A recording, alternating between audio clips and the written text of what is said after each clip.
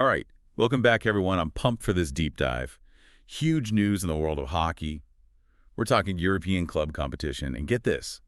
For the first time since 2013, England has 2-0 teams in the Men's Euro Hockey League finals. It's going to be amazing. Okay, so quick refresher for anyone who maybe needs it. Yeah. Euro Hockey League, the EHL, it's basically the Champions League of hockey, right? Exactly. You've got all the top club teams from all over Europe, and the talent is incredible.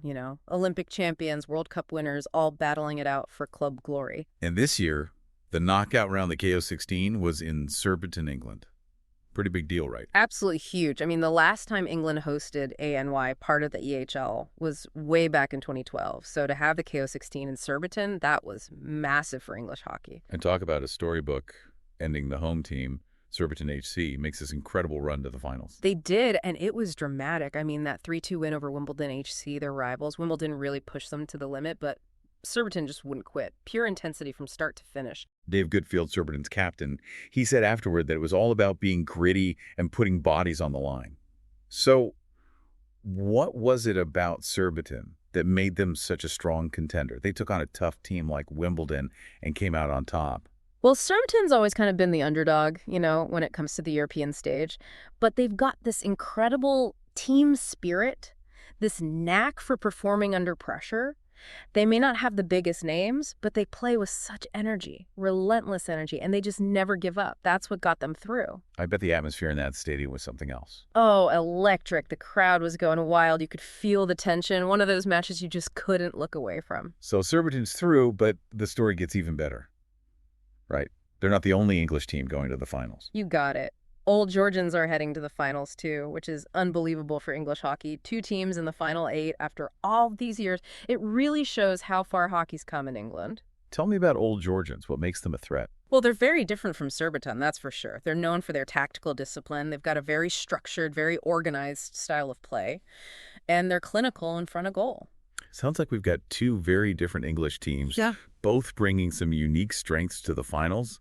I can't wait to see them go head-to-head with the rest of Europe's elite. Oh, me neither. It's going to be fascinating. Speaking of the rest of Europe, there were some pretty incredible moments during the KO16, right? Give me some highlights, some standout performances. Oh, wow. Where do I even start? There was so much drama. I mean, you had Lille MHC. They pulled off this unbelievable shootout victory over Grasshopper Club Zurich. Can you believe it? Wow. It was their first ever time making it to the KO8, and they did it in such a dramatic fashion. I bet that was a huge upset. Definitely shook things up. And it's always exciting to see teams like Lille, really making their mark on the EHL. Shows that anything can happen. Okay. What else? What else had everyone talking? Well, how about Jeroen Hertzberger? Scored a game-tying goal for Rotterdam with just 3 seconds left on the clock. Clutch. Oh, wow. I know. Talk about composure under pressure. Rotterdam went on to win in a shootout, but it was all thanks to Hertzberger. He really came through for his team. Hertzberger's a legend. He always seems to show up in those big moments. But he wasn't the only big name making waves, really. There was some serious star power at the KO16. We're talking superstars. Zach Wallace, he was nominated for FIH World Player of the Year. He was absolutely phenomenal for Blumendal. He's such a dynamic player, a real threat all over the pitch. And then you have Gonzalo Payet, known for his drag flicks. He's basically unstoppable, a goal-scoring machine. Payet's drag flick is unreal. I mean, it's not just the power, it's the precision, too. He can put that ball exactly where he wants it. Goalkeepers don't stand a chance. I can't even imagine what it's like to face him. Okay, give me one more player who really stood out to you. Javi Leonard. You can't talk about EHL stars without mentioning him. His skill, his creativity, it's on another level. He's like a magician with the stick. So we've got power, we've got finesse, we've got tons of drama. Sounds like the KO16 was everything we could have asked for, and then some. But the excitement's not over. The real deal is about to begin. The final 8. Oh, yeah. We're just getting started. It's all going down in Den Bosch, Netherlands from April 16th to the 21st. Mark your calendars, folks. So who's going to be fighting for that EHL crown? Well, we've got Surbiton, we've got Old Georgians, and then you add Royal Leopold, Bloemendaal, HC Rotterdam, Gantoise, Club de Campo, and Kempom. Wow. Talk about a stacked field. But hold on. Before we get into predictions, we need to talk about the women's EHL. This year, it's getting a huge upgrade, right? Huge. It's expanding to a 12-team format for the very first time. It's called the EHL Women Final 12. And guess what? It's happening right alongside the men's finals in Den Bosch. 2 massive tournaments in one place. Talk about a hockey fan's dream come true. It's going to be incredible. And the lineup for the women's Final 12 is amazing. You've got returning champs like Den Bosch and SCHC, both from the Netherlands, some strong German contenders like Mannheimer HC and Dusseldorfer HC, Club de Campo de Madrid from Spain, Belgium's Gantoise, and England's Surbiton. So a good mix of familiar faces and some exciting new teams to watch. Who are some of the debutantes we should keep our eye on? Oh, there are a few. Keep an eye on Brex Gata from Belgium, Real Club de Pola from Spain, Railway Union from Ireland, MSC Sumchanka from Ukraine, and Slavia Prague from Czechia. Wow, that's a lot of new talent coming into the EHL. I have a feeling we're going to see some surprises. But I think it's important to acknowledge what a big deal this expanded format is for the women's game. Oh, it's a game changer for sure. I mean, for so long, the women's EHL was limited to just 8 teams. So many talented clubs were missing out on the chance to compete at that top level. So this is really opening doors for more teams, more players. Exactly. With 12 teams now, more clubs get to experience EHL hockey, and it makes the tournament way more competitive. And more competition pushes everyone to get better, right? 100%. Teams have to step up, develop their players, invest more in their programs. It's going to have a ripple effect and benefit the entire sport. It's also just a massive statement about the growth of women's hockey.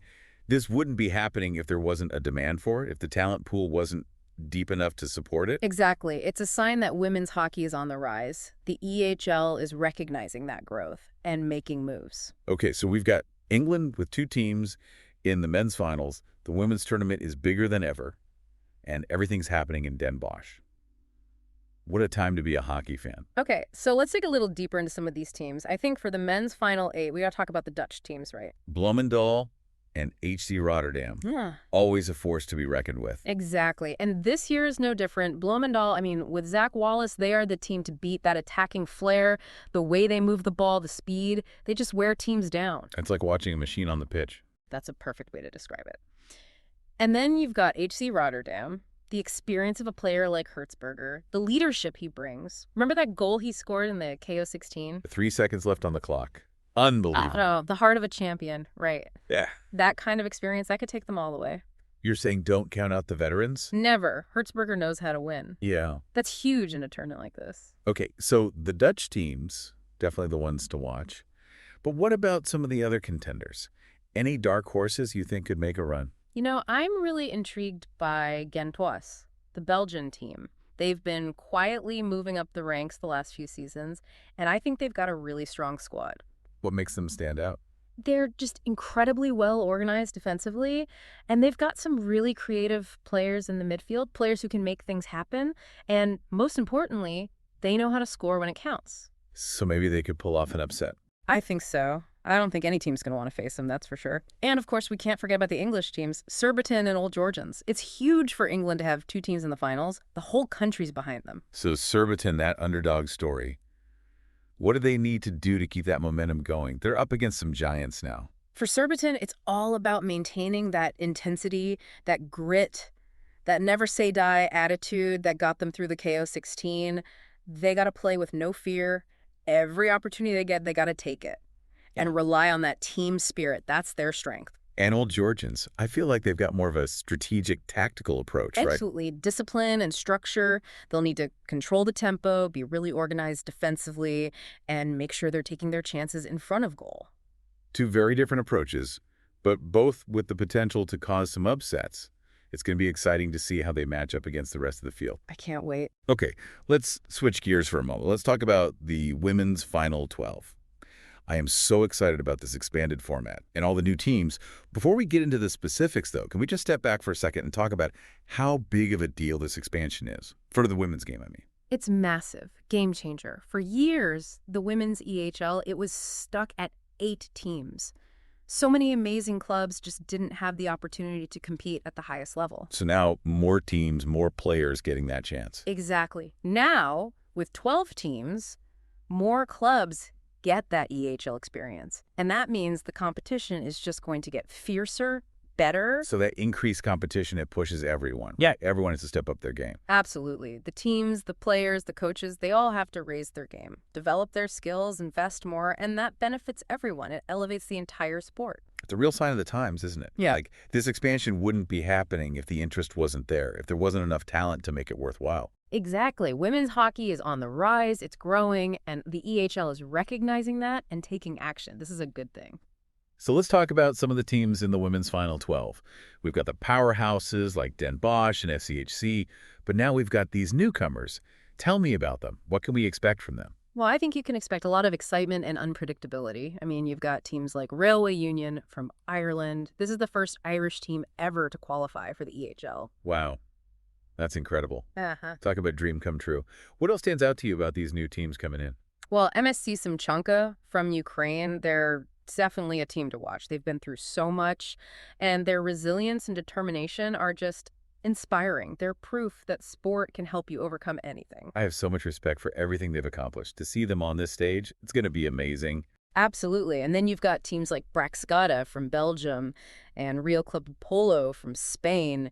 They're bringing their own unique styles. It's going to be fascinating to see how they adapt to the EHL, how they match up against those more experienced teams. It's going to be a trial by fire for sure. Yeah. But it's an incredible opportunity for them to show what they can do and learn from the best. Exactly. And who knows, maybe we'll even see an upset. That's the beauty of this expanded format. Anything's possible. So we've got all these newcomers, but we can't forget about the returning champions, the teams who've consistently been at the top.